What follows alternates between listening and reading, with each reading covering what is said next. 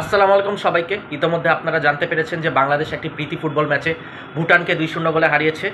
So আপনারা জানেন যে কুরবানি ঈদে আর মাত্র 2 দিন আছে। সো আজকে ফাইনালি আমরা আমাদের কুরবানির গরু কিনতে যাচ্ছি।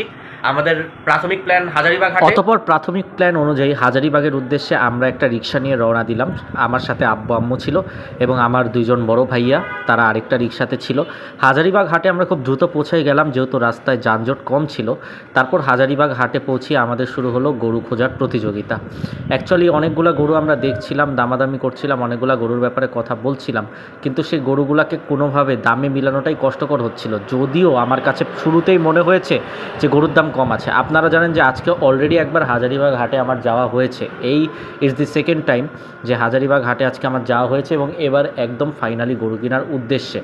আমার আব্বু ভাইয়ারা, আম্মু কিছু গরু দেখছিল যে যেই গরুগুলা আমরা মানানসই করতে পারি, যেই গরুগুলো আমরা আমার দামের সাথে মিলতে পারি, অথবা আল্লাহ তাআলা যেই গরুগুলো আমাদের রিজিকে রেখেছে, আমাদের কুরবানির ভাগ্যে রেখেছে, আমরা সেই গরুগুলা মিলানোর চেষ্টা করছিলাম।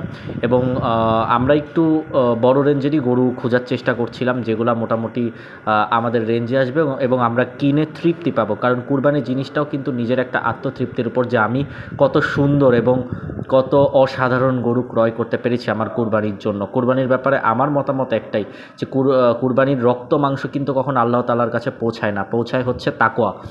এবং সেই তাকওয়াটা দিতে চাই একটা সুন্দর গরুর মাধ্যমে, কোনো বড় গরুর মাধ্যমে নয়। কিন্তু তবুও আমাদের যেহেতু একটা প্রাইস রেঞ্জ আছে, সো সেই প্রাইস রেঞ্জ অনুযায়ী আমরা অনেকগুলো গরু মাঝখান থেকে খুঁজেছি। আমার হাটে এসে ভালোই লাগছিল, কারণ দিনের বেলা হাটের মধ্যে অনেক কাদা থাকলেও এই সময় কিন্তু হাটে একদমই কাদা ছিল না। অতঃপর আমাদের পছন্দ হলো একটা গরু। এই গরুটা অনেক পছন্দ হয়েছিল, যেটার প্রাইস চেয়েছিলই 2,10,000 টাকা। কিন্তু অনেক দামাদামি করার পর অবশেষে আল্লাহ তাআলার অশেষ রহমতে 1,57,000 টাকায় এই গরুটা আমরা ক্রয় করে ফেললাম। এবং গরুটা আসলেই অনেক সুন্দর এবং আপনারা দেখতে বুঝবেন যে, যেটা আমি আবারও বলেছি, গরু ছোট কি বড় এটা ম্যাটার না, কিন্তু গরুটা দেখতে অনেক সুন্দর। তারপর গরুটার হাসিল ঘরে হাসিল প্রদান করলাম, কারণ যেটা রুলস সেটা তো মেনটেন করতেই হবে। এবং আলহামদুলিল্লাহ আমার এত খুশি লাগছিল এবং গরুটা আমার কাছে মাশাআল্লাহ অনেক ভালো লেগেছিল। অর্থাৎ আমরা মনে হচ্ছে হাটের সবচেয়ে বেস্ট গরুটাই আজকে পেয়ে গেছি আমি আমার কুরবানির জন্য। সো এরকম গরু কেনাটা ভাগ্যের ব্যাপার। আমার বড় ভাইয়া বলছিল তিনি এরকম গরু কিনা তার একটা অন্যতম স্বপ্নের মধ্যে ছিল, তার এই স্বপ্নটাও বাস্তবায়ন হয়েছে। এবং গরুটা কিন্তু খুব বেশি একটা রাগীও নয়, আপনি দেখলে বুঝবেন যে আমিও কিন্তু গরুটাকে ধরে রেখেছি আরেক হাত দিয়ে।